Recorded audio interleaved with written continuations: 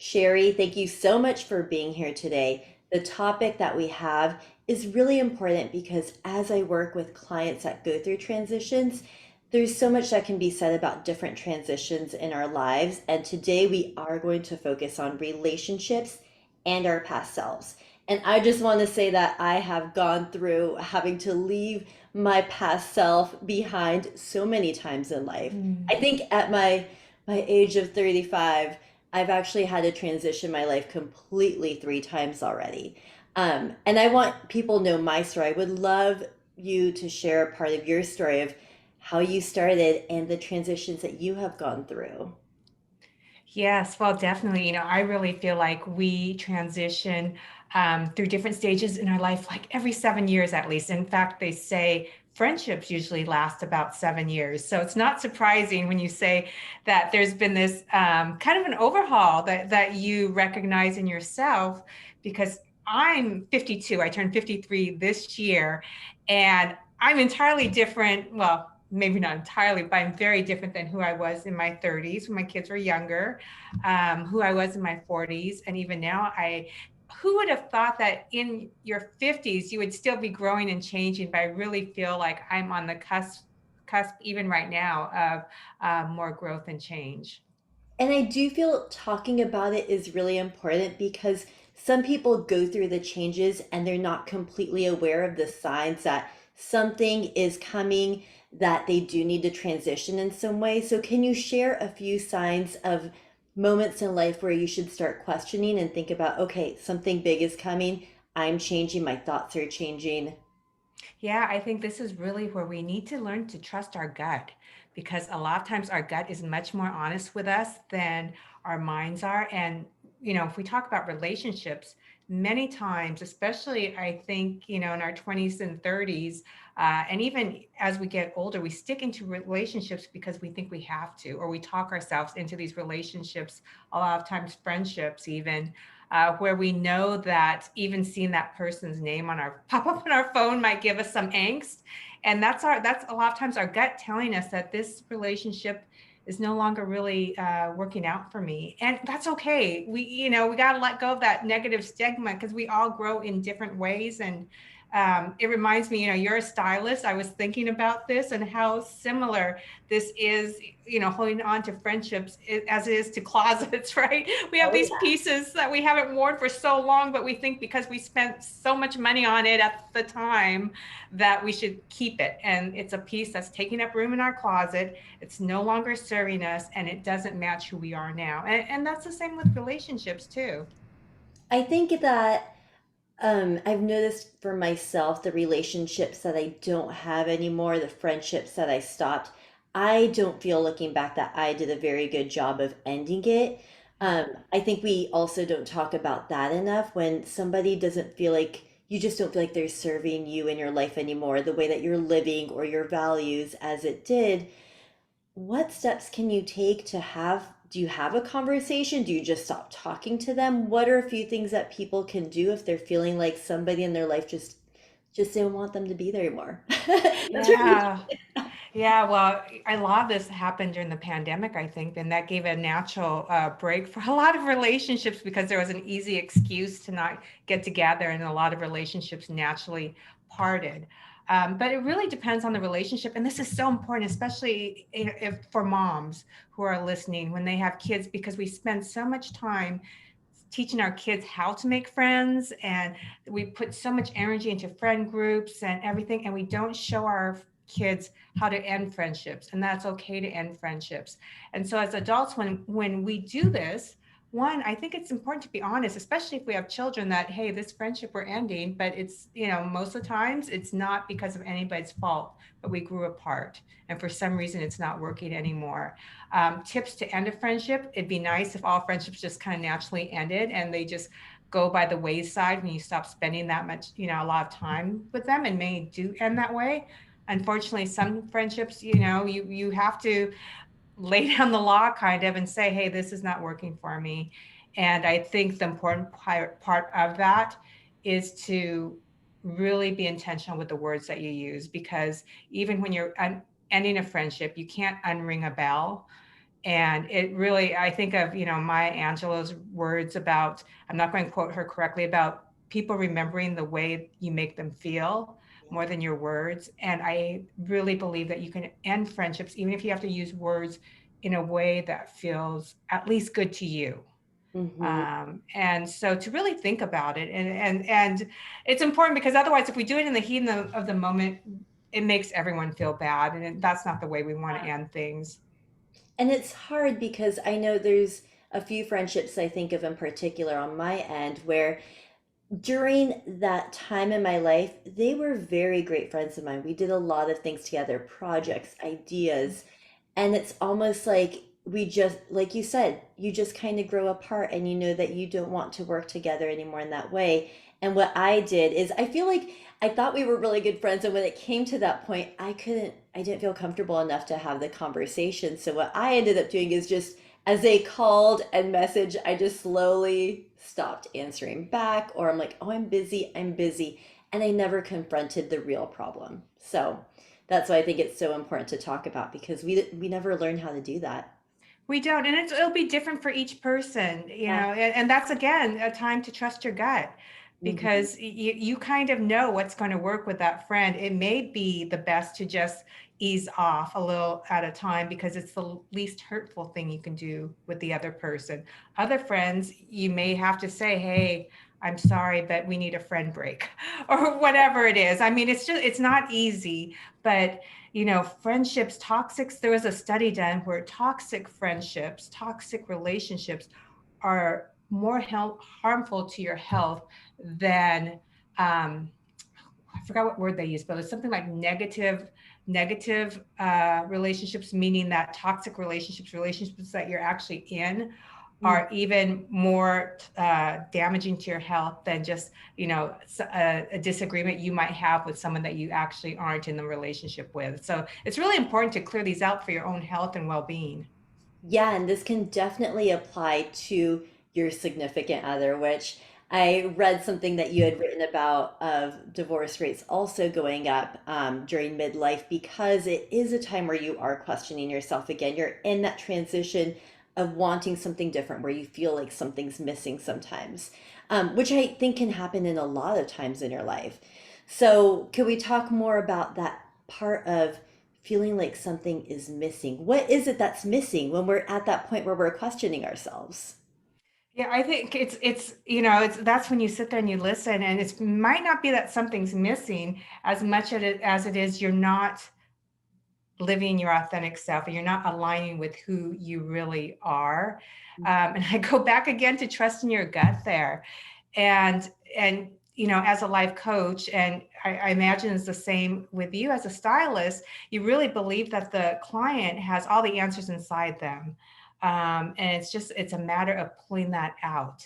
So I don't necessarily think that something is missing as much as um, you're not aligning with who you really are, and you feel that angst, you feel that peace that's not matching up. I'm glad that you brought that because it really does go into styling as well. There's something so interesting about finding your style where I just had a client write to me 3 days ago, this long email, and we had been working together for 2 years. She's a style member, and she talked about how working together, she didn't end up thinking it was going to help her find herself as well. But when I work with people, it's really finding those describing words of how they want to show up, how they want to feel. And they find that through their clothing, as they start wearing it, that's how they end up showing up. That's how they're feeling. So their missing piece isn't always like a shirt. It's, you know what, these clothes are not intentional to the person I want to show up and be right now. And I'm kind of curious with your own style because I love your Instagram. I love all your tips and everything. And you have such a put together style. How would you describe in this time of your life what your style is, how you want to feel in your clothing? I think that'd be great for listeners to know about. Yeah, it's really interesting because knowing I was going to talk to you, I was thinking about like friendships and style and how my style has changed over time. And I was thinking, my 20s, I was into all the fads, and it really didn't matter if it looked good on me or not. What mattered is I had it. And that kind of was the way I was with friendships too.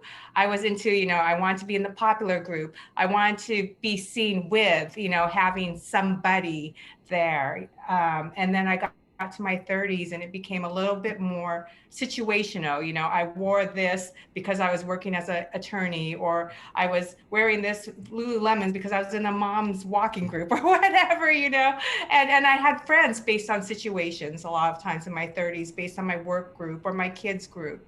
Then I got to my 40s, and that's when I really started discovering my own style a little bit better and started to looking at what actually works for my body. And I'm 5'1" and I'm kind of petite. And I got rid of, like, for me, the ruffles around the neck, not working, or big prints for me don't work.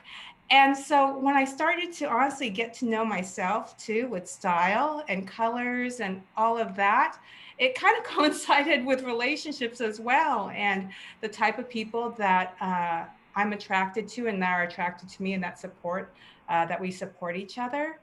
It just kind of goes hand in hand. So I don't know if I answered your question, because Oh, I was you thinking of the did. correlation Yeah. between style and friendships, but it's evolved over time. And I found now that I'm in my 50s and I still want to wear maybe the shorter skirts or the bikinis or whatever, I do so, but I do it a little differently than I did when I was younger. The colors may be more muted for me. I'm not wearing the big fluorescents. All of my shirts a little fluorescent, but I love not your like the shirt. not like orange fluorescent mini skirts or anything like that. But I still may wear a mini skirt. It just may be blue and a little more refined and textured, and leather that's a nicer quality than it was maybe 20 years ago. So my style continues to develop, as do my relationships with people. I love that you put the correlation between friendships because I didn't even think of that, but it does relate. And when you said that about your 20s, it reminded me because I started my business when I was 21. It reminded me of all the people I tried to like hang out with, and my style really had to do also with the friendships I had in my 20s. It was so different, especially my early 20s. When you said that, it like hit me. I'm like, yep. Well, and honestly, going through my closet, I actually am somebody who goes through my closet regularly, and I get rid of things that don't work for me quite frequently. That's not something I used to do. I used to hold on to everything, and I would just have this packed closet. And there's a correlation there too, because with friendships and relationships, it honestly it doesn't bother me. I mean, there have been some relationships that have ended that hurt, but it doesn't bother me in the same way when friendships dissolve a little bit as it used to, because I look at it just like a closet, in a sense that, okay, there's a reason that this was in my life for a while. There's a reason this person was in my life for a while. We were each other's teacher and student. We were meant to be, and now it's time for us to make room to learn from other people. And same with clothes, right? It's important at one point, but now it's time to make room for other things. And I think that goes hand in hand with your business. So you are a mindset coach, an imperfectly perfect life. A And mouthful. yeah, it's a mouthful, but that's really how we live all of our life. It's never about getting it right, whether it's your style or your friendships, and giving yourself grace through that. And sometimes we think that we have to get it all right. We can't fail, but there's beauty in finding what that friendship brought to you. And I like that you mentioned that too. Um, with your business, what kind of people, who are your clients? Who are you helping? Yeah, my clients are women in their middle years, and middle years, it keeps changing. I keep on extending the dates as I get older, but typically my clients are in their 40s and 50s. I have a couple in their 60s, but they're women, oftentimes career women, who either have left their jobs and are going back, or changing careers. Several of my clients also are changing relationships, many romantic relationships. And it's an exciting age right now, and just there's so much that goes on in midlife. Many clients of mine also are dealing with aging parents, while their kids are starting to get to the age where they're leaving home. So it's a very exciting age, but can also be very tricky. And I think now because life has extended in general, getting to mid-age it's all for me. I don't know why. I've had this feeling the past 2 or 3 years. I have this weird intuition that 40 is going to be my best year. Mm. The past 5 years has been a big personal growth journey for my business and myself. And it's been correlated because, of course, the work that you do personally affects everybody that you're around and your business if you have a business. And there's something about 40 that excites me because I feel like that's going to be just this big second chapter of my life. Do you feel like other people are that excited too, or is that just me? Yeah, and the best thing too is absolutely for what everyone says 40s are way better than 30s, 20s, but I also hear from women in their 50s saying the 50s are the best decade of my life. I hear from women in their 60s, so some of my friends now are getting into their 60s, that 60s actually have been their best years. And I I now get the ARP magazine. I read this article that said like 65 to 70 or some the happiest years of your life. So I honestly think it just gets better and better if we let it. And sometimes letting it get better means letting go of relationships to make room for other relationships and growth. Hmm. And how do you find that people, what are some examples that people do in their life to reignite joy or redefine themselves? Because I know that's a big thing that happens at every decade, whether it's 30, 40, 50, 60. And a lot of my clients also find me at decades because it's like, Mm. okay, time for a makeover. I know I need to let go of things in my life, bring something new. Can you give examples of some fun things that your clients have done to reignite that Yeah. joy? Yeah, so one I have, when they're going through life changes, it could be scary. So a common theme I hear is challenge yourself to do something scary either every day or once a month. And it depends on the person. One woman who is going through a big divorce that she wasn't expecting, her scary thing was talking to somebody at a yoga class because she's more of an introvert. So she started doing something at least weekly that would scare her. So that way, when the big things in life happened, they didn't seem scary. And pretty soon it became very fun for her. I have another woman also who had gotten divorced and in her 40s, started dating and decided to challenge herself to for 21 dates in 21 days. Oh my gosh. And this is not her personality at all. But what she found in that is she stopped worrying so much about her dates. She didn't care. She would tell them that I don't know if I'm calling you back because I have this schedule that I'm on. It made her more intriguing. She also found that men were coming up to her like at the airport asking her out, and that had never happened to her before. But it was this energy that she had and this confidence that she started to get by doing this little challenge for herself. And she started to understand too who she was really attracted to, and what type of personalities it was. It wasn't the focus of her. So a lot of the redefining that I'm finding that my clients do, it's really challenging that fear piece and making it fun. Yeah, fear is a big thing. And I feel like when people find a coach or a stylist or anybody for help, they're at that point where they know they're ready. They like did their research, they're ready to take the steps, but it's still scary as they're going through it. And I've also worked with clients that, because your body changes through time, and Mhm. sometimes they still can't see themselves as they are in the present. They want to see where they're at before, or they're thinking of this image of who they want to be, but they're not doing anything about it. Could we talk a little bit about shifting through body? Because that's a really important topic. So when you're working with women and they're talking about their bodies and how that might be stopping them too. Sometimes they don't want to go on the date or get the makeover or take care of themselves or do the thing because they're like, when I'm 10 pounds lighter, then I'm going to do the photo shoot. Then I'm going to buy the clothes. Then I'm going to ask the guy out. What are some tips you can give for people that are kind of stuck in that? Yeah, a lot of times, we're talking about mindset. And what I like to say to my clients is because one thing is we tell ourselves these truths, and I put that in quotations, these truths that worked for us when we were younger. And a lot of times these are these truths that protected us and they worked for a while and now they're holding us back. Now that we've gotten older, whether it is, you know, at X weight, I'm no longer attractive, Yeah. Uh-huh. or I don't look good, I cannot wear yellow, or whatever it is, some truth that we hung on to, that we believed or we were told, and may have protected us at a younger age, and now is holding us back. And so I tell my clients, play this little game and ask yourself, when you feel something holding back, is that true? And then, like for instance, I can't go on it. I'm not attractive when I'm, 10 pounds over my ideal weight. Well, is that true? Hmm. No, it's not true. I mean, usually the answer is no. Actually, it's not true. It's some idea I put in my head, or it's just I made that up. There's no truth attached to it. There's no factual thing that happened that showed me I was unattractive because I am 10 pounds heavier than I, and I'd be more attractive 10 pounds lighter. There's nothing there that has shown me that. Okay, then I ask, what is the truth? And I have them say a sentence that they believe that's true. The truth is, I am attractive at X weight. I am attractive at 10 pounds lighter weight, or 10, whatever it is. I am attractive, period.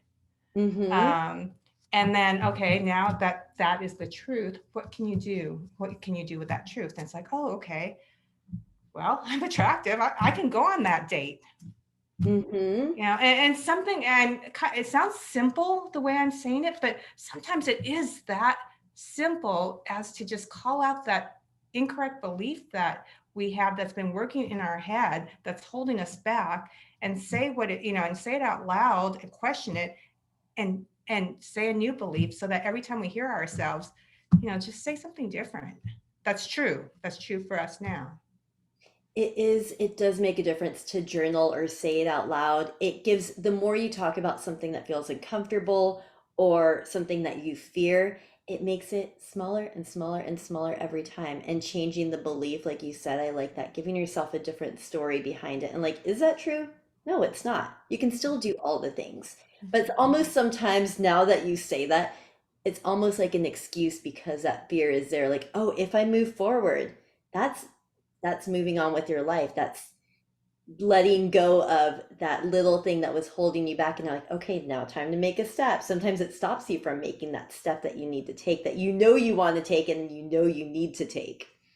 Yeah, we could be our own worst enemies. And, it's this fear of being big sometimes, and a fear of how great we actually are. I think there's so much greatness that we all have, and we hold ourselves back from that with these untruths. Hmm. So it's rewriting those messages. Yeah. And that relationship, going back to ending relationships and parts of who we were, letting go of parts of who we were, of how we look like, is also a thing. Letting parts of certain things in our life is another one. So I think that I want to talk more about, what message do you feel like could help all the listeners? What's one message that you think is really important as they're going through transitions? Because the thing with transitions too is it's not linear. You're not always going to go up once you know when you're trying to make it. It's a lot of back and forth. So what advice do you have for people in that part of their life? I think if I thought of three things that just come off the top of my head right now, the first is, look at your past messes, the things that, because a lot of times transitions come at a time where it feels messy. When you look at your past messes, you'll realize those things actually propelled you to something greater than you even imagined. The universe has a bigger plan for you, whether it was a failed relationship, a lost job, a lost promotion, a house that, or apartment that you didn't get. Usually that's gotten you to a better relationship, a better job, a better neighborhood. So recognizing that the past messes, the past traumas, whatever you're in this transition, is there because those past traumas got you to something greater, and this, whatever it is, will also move you to something greater. That's one. The second is, I always one of my favorite quotes that comes in the form of a question is, if today were the last day of your life, would you be doing what you're doing now? And if you're in that point of transition, you're afraid to move forward, thinking about that, I hope, is enough to go, okay, no, I got, time's important. I don't know what tomorrow will bring. So I'm going to do this now, and I'm going to move forward. The pandemic, that things changed overnight. If that doesn't tell us that, it's time to move forward right now. And I said three. My third one was, what was it? I forgot. What was the question again? What? message do you have that you want listeners to use when they're in that back and forth time of trying to make that change, that positive change in their life? Okay, and so and the third one I received from one of the women I wrote about in one of my books, and it is, what is the worst that could happen? Mm-hmm. And that's something she did during the pandemic when her business closed down. She took a leap of faith, and it's advice her dad, who is an entrepreneur, gave her. What is the worst that can happen? And when you take a step and look at that, most of the times, the worst that can happen is, oh, okay, I need to start all over and do something different. And so looking at that, the risk really isn't as great as sometimes we build up in our heads. Oh, for sure. And I think that's also helped me in different points of my life. Um, I'm sure I'm going to just keep on getting better as difficulties come up. But when you look at certain past things, you see the beauty that came out of that moment that was very difficult, but you made certain changes that you had to, and it took you to a different place of your life that brings you where you're at. So there is always beauty in it, even though the middle is very messy. Like you said, there's a message in your mess, and there really is. Mm-hmm. Yeah, and try not to control it as much. This is one thing I struggle with because I'm a scheduler, I'm a list person. Try not to control the journey of it, and Mhm. enjoying it is very helpful. And when you're in those transition periods. Yeah, and you mentioned that also in your bio, which I was too. You're like the perfectionist. Growing up, you had to check everything off the list. And so, in those moments where you don't have control, you have to learn how to kind of let go. Yeah, and that's something I'm personally working on because I recognize there's a fine line between controlling and letting your ego get in there. And when your ego gets in there, it's really hard to actually let what's meant for you unfold. Mm-hmm. And so I've been working on that right now, is recognizing the difference between being nicely scheduled and being versus being controlling. Right? Yeah. I had to do that. My family got sick for 3 months back to back because we have two little girls. And the last time I got sick, I just had to let go. I'm like, okay, you know what? I can't talk. I lost my voice for 9 days, and it was really humbling because I was stressed out the beginning of it. And by the end of it, I'm like, everything is falling into place still. Of course, I still have my clients and everything, but it's summertime, and I was like, I just let go, and it got easy, and everything that was meant to be was meant to be, so it ended up all working out. Yeah, that's so true, right? When we do let go, sometimes we're like, Yeah, oh, wait a second, why was I making this so hard? yeah, it's the truth. And before we end, I do want to share, can you share the two books that you have? Because I've read part of one of them and it is wonderful, and I'll share my story in a little bit about it, but yeah, share about your books and where we can find. Sure. Sure. The first book is called The 50-50 Friendship Flow. This is part of the Friendship series. The third book is coming out this September on it. The 50-50 Friendship Flow was, very quickly, it was me over the course of my 49th to 50th birthday, meeting with 50 women in my life, who are in my life, to sit down and let them know what I've learned from them, with the belief that everyone we meet is both our teacher and our student. The second book happened during the pandemic. And during that time, I met with 51 women in my life who, via Zoom, and I met with them to ask them, what is the mess that became your message?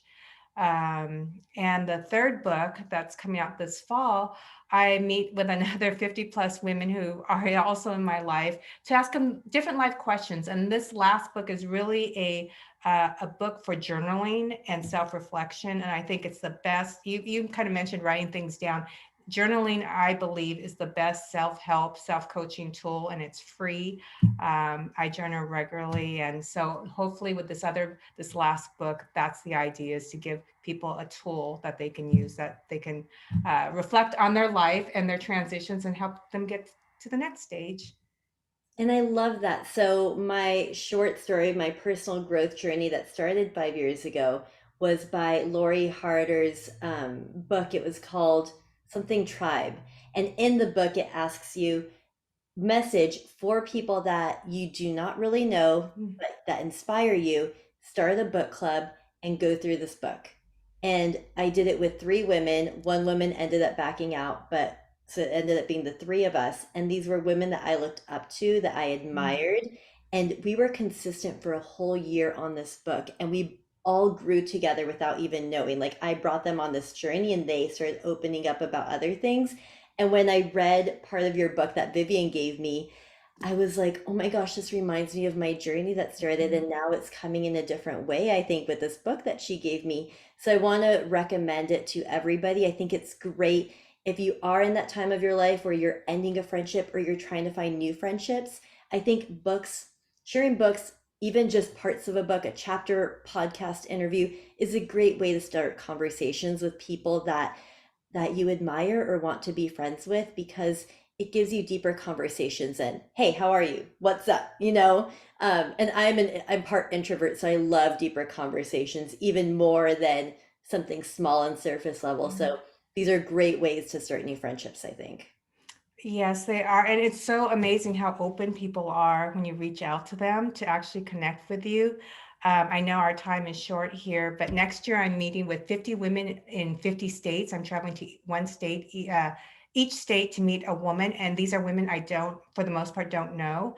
And I was so surprised as I was setting these dates how receptive people who didn't know me, don't know who I am. I'm just a woman from Washington State, an Asian woman from Washington State, trying to connect with a woman down south or out east, and how receptive people are, even to strangers, is a lesson in it of itself. So yes, it's a great way to start friendships, and people are more receptive than we think.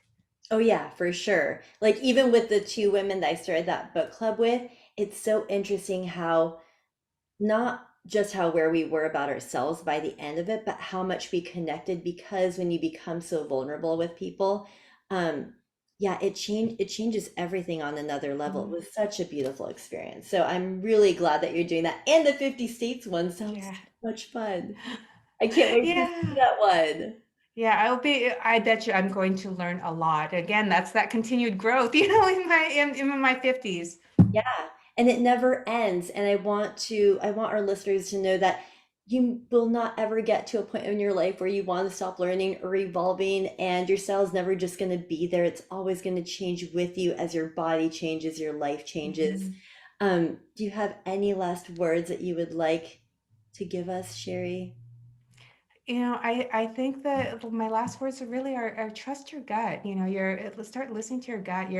Your body knows, especially when it comes to relationship. It probably knows as far as it comes to outfits too, what looks good on you and what works and what matches with your personality style. But when it comes to relationships, really trust your gut and listen to it, and give more value to your heart than what you do sometimes. We're so used to working in our heads. I love that. And I will have to have you back on when the book comes out in fall, because that's going to be a great topic about what you learned from all the women in every Mm. state. Yes, I can't wait for that experience. Yes. Well, thank you so much for being on the podcast, and I will talk to you soon. Thank you.